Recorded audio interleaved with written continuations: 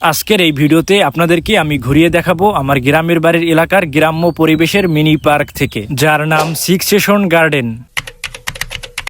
প্রকৃতির কোলে এক শান্ত নিরিবিলি জায়গা উজিরপুরের বামরাইলে অবস্থিত।